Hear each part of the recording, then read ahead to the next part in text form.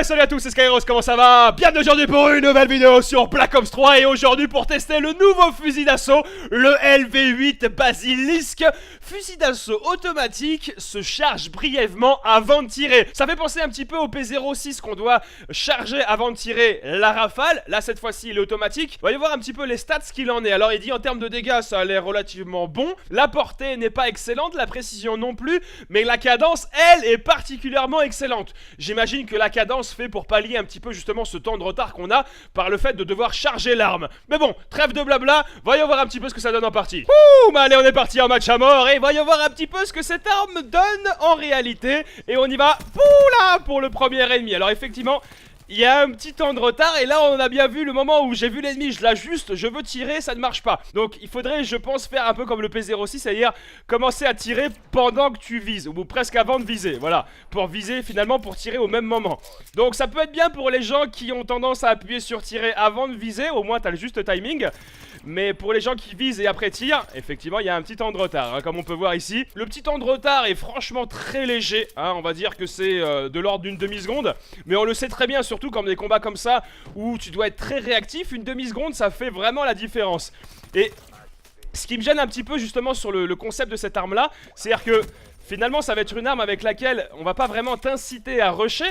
Parce que qui dit rush dit réactivité hein, automatiquement. Alors le recul, putain la vache, a l'air d'être assez ouf hein. Ouais, pas terrible franchement, pas terrible du tout hein. Je suis pas très convaincu pour l'instant. Pour l'instant je suis pas très convaincu. Mais comme j'ai dans le principe du rush, tu dois quand même être réactif. Et du coup avec cette arme là bah tu vas pas vraiment l'être. Aïe aïe aïe, tu vois comme là le mec je vais vraiment lui tirer dessus rapidement. Mais malheureusement ça ne marche pas.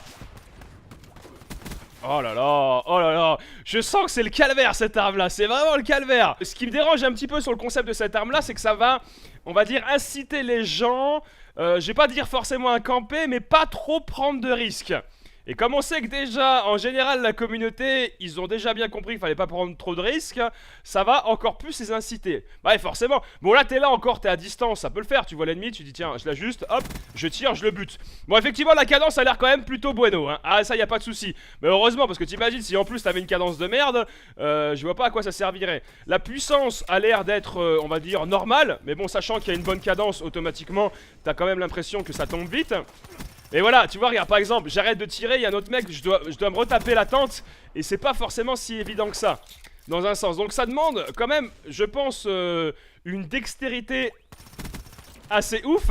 Ah là, tu vois, dans ces circonstances-là, tu vises le mec, tu l'as juste à le petit temps d'attente. Et c'est-à-dire que si t'arrêtes de tirer, tu dois te retaper le temps d'attente. Et ça, c'est un petit peu contraignant, hein, on va le dire comme ça, c'est un peu contraignant.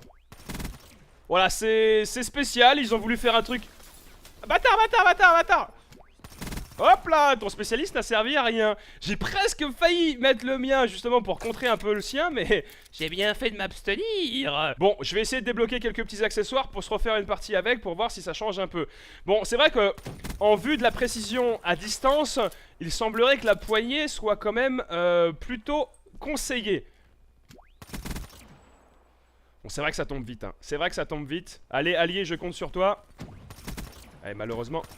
Tu vois, ces deux cas de figure-là, je pense que ce sont des bons exemples pour dire voilà, l'ennemi est presque là, mais malheureusement, le temps que tu vas arriver à te mettre à tirer, l'ennemi a déjà couru. C'est-à-dire que si tu as un ennemi qui va passer une porte ou voilà, qui va changer de pièce, automatiquement, t'as pas le temps d'être assez réactif. Si tu cherches l'efficacité dans le jeu, je conseillerais pas vraiment cette arme-là. On va dire que cette arme-là est même un petit peu nulle pour ça. C'est-à-dire que c'est une arme de campeur. Voilà, c'est tout. Tu peux pas vraiment rusher avec cette arme là, c'est pas possible. En plus 30 munitions avec la cadence. Voilà, putain, voilà, tu vois le temps de retard. Avec n'importe quel autre fusil d'assaut, tu serais déjà en train de tirer. Donc t'aurais au moins, je pense, mis au minimum une balle déjà sur l'ennemi. Et on sait très bien qu'une balle, ça fait quand même des fois une grosse différence.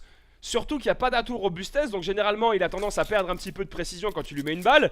Et en règle générale, tu viens à bout d'un ennemi, on va dire en 4 balles, en moyenne. 4 balles dans le corps, hein, bien évidemment. Allez, merde, tu vois.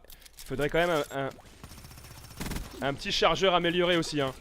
Putain, il y avait une petite possibilité, j'aurais dû rester. Voilà, c'est vraiment Dans l'optique d'un fusil d'assaut, faut vraiment rester en retrait. Tu vas pas en rush vraiment à l'ennemi. J'ai fait un petit 22-13. On va dire que bon, je me suis pas trop mal démerdé pour cette première partie avec le LV8 Basilisk, si je me trompe pas sur le nom. Et je sais pas comment ils font pour sortir leur blas, sérieux. Où est-ce qu'ils vont sortir le nom des armes? Parce que les armes n'existent pas.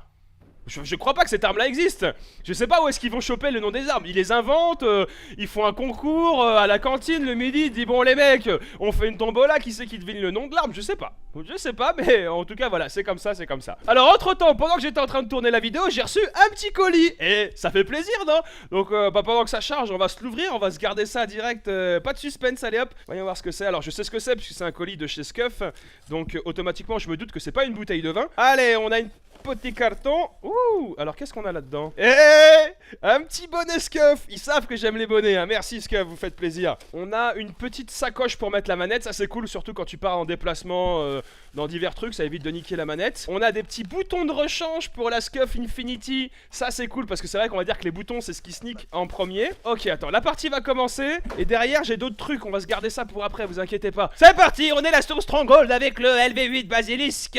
Et qui a cette fois-ci 3 accessoires: viseur réflexe, poignée ergo, poignée avant. Voilà, donc je pense qu'en termes de réactivité et précision, ça va être un peu mieux. Même si la poignée ergo te permet de viser plus vite, je vois pas trop à quoi ça sert, vu que de toute façon tu dois attendre parce qu'il y a un temps de chargement. Mais bon, au cas où, on l'a quand même. Automatiquement, quand j'appuie, comme ça, regardez, j'appuie, mais je lâche direct. Ça a chargé quand même, et comme ça charge, ça tire quand même la balle. C'est pas que tu lâches avant que ça tire, et qu'après ça dit ouais, finalement, peut-être qu'il a pas voulu tirer. Non, non, non, ça tire quand même, ça tire quand même. Merde. C'est vrai que pour pré-shoot avec cette arme là, c'est pas forcément l'idéal parce que automatiquement quand tu pré-shoot, c'est à dire que tu tires un petit peu avant de voir l'ennemi, mais en prévision de voir l'ennemi. Oh le bâtard, comment il campait comme un bâtard! Donc du coup tu tires un peu en prévision, mais du coup s'il vient pas exactement au moment où tu penses qu'il va arriver, du coup t'as un petit temps de retard qui est assez embarrassant. C'est à dire qu'en gros tu te fais repérer et derrière tu l'as dans le baba, voilà. Bon, la partie a l'air de se passer, on va dire. Hop, hop, hop, hop. Ouh, la vache! Ah merde! Il y en a un qui est AFK, je crois, hein. Donc on va profiter pour tester un peu. Oh le bâtard! Non! J'allais dire, on va tester, voir un petit peu en combien de balles on tue dans la tête, mais malheureusement, alouette, hein. Non, finalement, c'est vrai que, mis à part ce petit temps de retard qui est un petit peu stressant, on va dire que sur l'efficacité, c'est quand même bon. Donc ça équilibre un petit peu. Mais ça reste stressant quand même. Ça reste stressant. Bâtard! Oh mon pote, si j'étais là, tu sais, les yeux qui brillent, tu dis c'est bon, j'ai mon kill, je commence à charger, je vais le tuer là, bam! Tu te fais éclater. Merde. Et ils sont partis!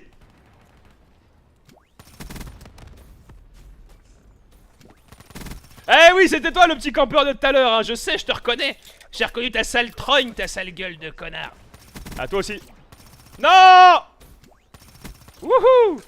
Lui aussi, c'est lui qui m'a eu tout à l'heure au sniper en train de campouiller le salaud. Alors, je pense que ça va arriver par là-haut. On recharge, on saute. Attention, une thermique. Hop là. Ah oui, tu t'attendais pas à ça, mon coco, hein. C'est pas une arme qui est adaptée pour moi. C'est-à-dire qu'en gros, là, je la prends pour ce gameplay-là, mais je la prendrai plus jamais. Ouais, non, voilà, c'est terminé. C'était la première et la dernière fois que j'utilisais cette arme-là. Cette arme-là, si t'arrives à être précis et à avoir le bon timing, tu peux être beaucoup plus efficace qu'avec un autre fusil d'assaut. Mais par contre, si tu n'arrives pas, tu l'as dans le... Baba! Voilà, après tu peux dire le mot que tu veux, ça marche. Je pense que tu l'as dans l'oignon, tu l'as dans la saucisse, tu l'as dans la cerise. Tu peux prendre l'aliment que tu veux, ça marche. Essaye, essaye. Tu l'as dans ta bouteille de coca, ça marche aussi, tu vois finalement. Bon, on va passer au colis, regardez. Oh oh oh! Oh, le mec il met le suspense. Oh, oh, oh. Bon, profitant que j'ai reçu un petit colis pendant que j'étais en train de faire ma vidéo pour voir ce qu'il y a à l'intérieur. Regardez-moi ça. Pou, pou, pou. Deux petites manettes Scuf. Et il y a une manette de PS4 et une manette de Xbox One Infinity. Infinity, ça veut dire qu'on peut changer les joysticks. D'où, bah justement, le fait que j'avais ces petits joysticks de rechange. Et ça, c'est plutôt classe. On va voir ça justement. Ici, on va commencer avec la manette de PlayStation 4. Waouh, elle est franchement stylée. J'ai choisi en grise, un petit peu comme les manettes à l'ancienne PlayStation 1, PlayStation 2, mais avec une petite texture carbone dessus. Franchement, elle rend super bien. Derrière, on a bien évidemment les palettes SCUF, hein, puisque c'est la particularité de SCUF, ce sont les palettes. Et on a derrière la manette également un petit grip. C'est assez léger, mais c'est vrai que ça permet d'avoir une bonne accroche sur la manette. Ici, on peut voir qu'on a les trigger stop. Trigger stop, ça permet en fait d'avoir une petite butée sur le joystick qui te permet en fait, quand tu vas appuyer, ça va tirer, mais ça évite d'aller jusqu'au bout. Donc finalement, ça évite de faire un mouvement inutile. Alors c'est pas grand chose en tant que tu vas gagner, mais comme on l'a bien vu là dans la partie, des fois il suffit d'une demi-seconde pour faire la différence. Et c'est ça sur Call of Duty, c'est la réactivité et la précision. Et derrière, on a la petite manette de Xbox One, également elle en grise comme ça, la même chose. Elle rend bien, non ? Avec le petit grip SCUF à l'arrière, comme ça, qui permet d'avoir un petit grip léger, mais c'est suffisant.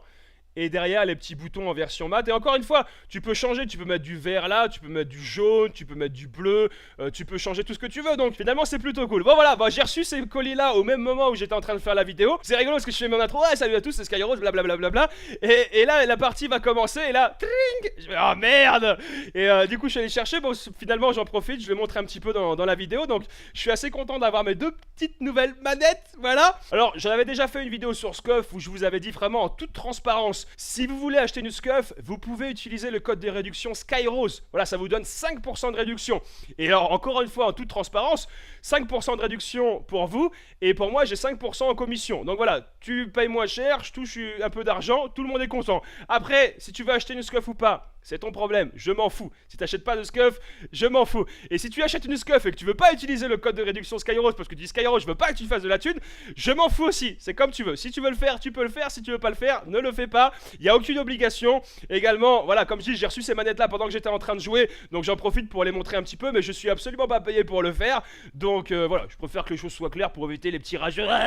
En tout cas, j'espère que cette petite vidéo là vous a plu. N'hésitez pas à donner votre avis sur la vidéo, sur les manettes, sur l'arme, sur le jeu, sur les suggestions des vidéos futures, tout ça en dessous de la vidéo par commentaire. Et si t'as kiffé, un petit pouce bleu, un like, ça fait plaisir, c'est la récompense. Merci à toi, merci à tous, et je vous souhaite une excellente journée, que du bonheur, que des bonnes choses, et je vous dis à la fois prochaine. Allez, ciao, bye bye.